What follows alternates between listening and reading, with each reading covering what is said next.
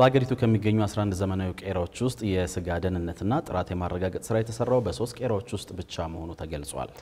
ይህ የተገለጸው የሕዝብ እንደራሴዎች ምክር ቤት የመንግስት ወጪ አስተዳደርና ቁጥጥር ጉዳዮች ቋሚ ኮሚቴ በኢትዮጵያ ግብርና ባለስልጣን የእንስሳት ቄራዎች አደረጃጀትና የስጋ ምርት አገልግሎት አሰጣጥ ውጤታማነትን በተመለከተ የተከናወነ የኦዲት ግኝት ሪፖርትን መነሻ በማድረግ በተዘጋጁ ጥያቄዎች ዙሪያ ውይይት ሲደረግ ነው። ቋሚ ኮሚቴው የኦዲት ግኝቱ አብዛኛው የሚገነቡ ቄራዎች የግንባታ ቦታ መረጣ መስፈርቱን ያሟላ ባለመሆኑ የምግብ ደህንነትን የማስጠበቅ ችግርን የሚያሳይ ነው ብሏል። ምስሌ ሀሺም ተጨማሪ አላት። በኢትዮጵያ የግብርና ባለስልጣን የእንስሳት ቄራዎች አደረጃጀትና የስጋ ምርት አገልግሎት አሰጣጥ ውጤታማነት በተመለከተ የተከናወነ የክዋኔ ኦዲት ሪፖርትን መነሻ በማድረግ በርካታ ጥያቄዎች የተነሱበት ውይይት ተካሂዷል። ውይይቱን ያካሄደው ደግሞ የሕዝብ እንደራሴዎች ምክር ቤት የመንግስት ወጪ አስተዳደርና ቁጥጥር ጉዳዮች ቋሚ ኮሚቴ ነው። በውይይቱ በኢትዮጵያ ከሚገኙ 11 ቄራዎች ውስጥ የስጋ ጥራት፣ ደህንነትና የቅሪት ምርመራ አቅም የማሳደግ ስራ የተሰራው በ3 ቄራዎች ማለትም በሞጆ ዘመናዊ ኤክስፖርት፣ በሐላል ኤክስፖርትና በኦርጋኒክ ኤክስፖርት ቄራዎች ብቻ መሆኑ በኦዲት ግኝቱ መረጋገጡ በቋሚ ኮሚቴው ጥያቄ አስነስቷል። በ3ቱ ቄራዎችም ቢሆን በ2015 በጀት ዓመት 150 የላቦራቶሪ ጥራትና ደህንነት ናሙና ምርመራ ሪፖርት ለመውሰድ ታቅዶ ማሳካት የተቻለው 46 ከመቶ መሆኑ ተገልጿል። ለዚህም የኢትዮጵያ ግብርና ባለስልጣን ዋና ዳይሬክተር ድሪባ ኩማ ምላሽ ሰጥተዋል። ኢትዮጵያ ውስጥ ወደ 120 ሚሊዮን እንስሳት አለ። 11 ዘመናዊ ቄራ ነው ያለ ማለት አንዳንድ ሀገር 100 200ም ቄራ አላቸው። ገና ትንሽ ኢንዱስትሪ ነው እዚህ ውስጥ የገቡትም በብዙ ማነቆ የተተበተቡ ናቸው።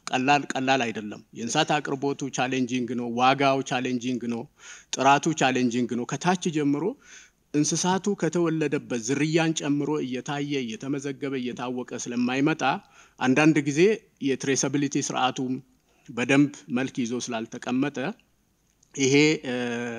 ይሄ ተደማምሮ በተለይ ቄራዎቹ ላይ እኛም ከሚገባ በላይ ጫና አላረግን። ከዚህ በኋላ ጫና እናረጋለን። የቄራዎች የፈሳሽና ደረቅ ቆሻሻዎች አወጋገድ በተመለከተ የአካባቢ ጥበቃ መስፈርት አሟልተው እየሰሩ ስለመሆኑ በባለስልጣኑ የተደረጉ ክትትልና የቁጥጥር ስራዎች ሌላው በቋሚ ኮሚቴው ጥያቄ የተነሳበት ጉዳይ ነበር። ማንኛውም ቄራ ሲገነባ ከመኖሪያ አካባቢ ቢያንስ 500 ሜትር መራቅ፣ ብናኝ ሽታና ጭስ ከሚያወጡ ኢንዱስትሪዎች ደግሞ ቢያንስ 1 ኪሎ ሜትር መራቅና በትንሹ በ5 ሄክታር መሬት ላይ መገንባት ያለባቸው ቢሆንም የተባለውን መስፈርት ያላሟሉ በመሆናቸው የምግብ ደህንነትን የማስጠበቅ ችግር ገጥሟቸዋል ነው የተባለው። ባለስልጣን መስሪያ ቤቱም ተከታዩን ምላሽ ሰጥቷል። ቆሻሻ አወጋገድ ስርዓትን ለማስተካከል የሚያስችሉ ኢኩፕመንቶች ከውጪ ለመግዛት ጭምር ጥያቄ እየቀረበ ይሄ ባለመፈታቱ የተወሰኑ ቄራዎች ጋር ችግሩ እስካሁን ፐርሲስት አድርጓል።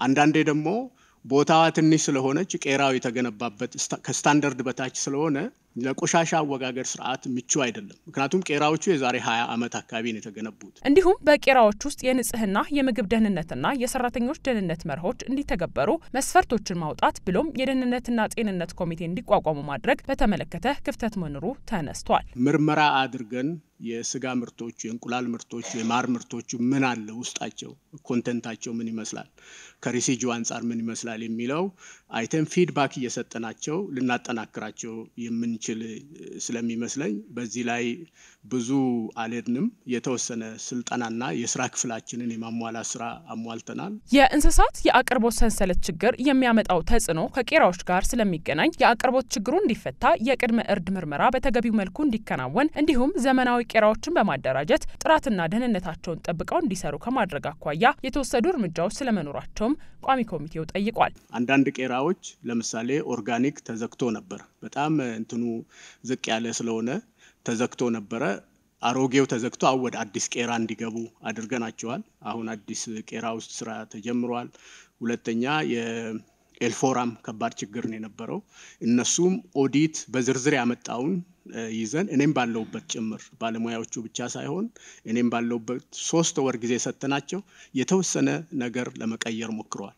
ግን አንዳንዶቹ ቴክኖሎጂዎች አሮጌ ስለሆኑ እነዚህን ለመግዛት የውጭ ምንዛሪ ያስፈልገናል ብሎ እኔጋም ኃላፊዎቹ ሲያነሱ ነበርና በአጠቃላይ ሳየው ይሄ የሳኒቴሽኑ የቆሻሻ አወጋገድ አጠቃላይ ከዓለም አቀፍ ቄራዎች ካሉበት አንጻር ስንወዳደር በተወሰነ ቄራዎች ችግር አለበት። የእንስሳት ልየታ ምዝገባ አለመኖርና የኋላ ታሪክ መረጃ ባለመያዙ የእንስሳቶች ስጋ ደህንነት ማረጋገጥ አለመቻሉ በኦዲት ግኝቱ ተረጋግጧል ያሉት የፌዴራል ዋና ኦዲተር መሰረት ዳምጤ ወደ ዓለም ገበያው ለመቀላቀል እነዚህ ጉዳዮች መሰረታዊ በመሆናቸው ባለስልጣኑ ትኩረት ሰጥቶ ሊሰራበት እንደሚገባ በመድረኩ አሳስበዋል።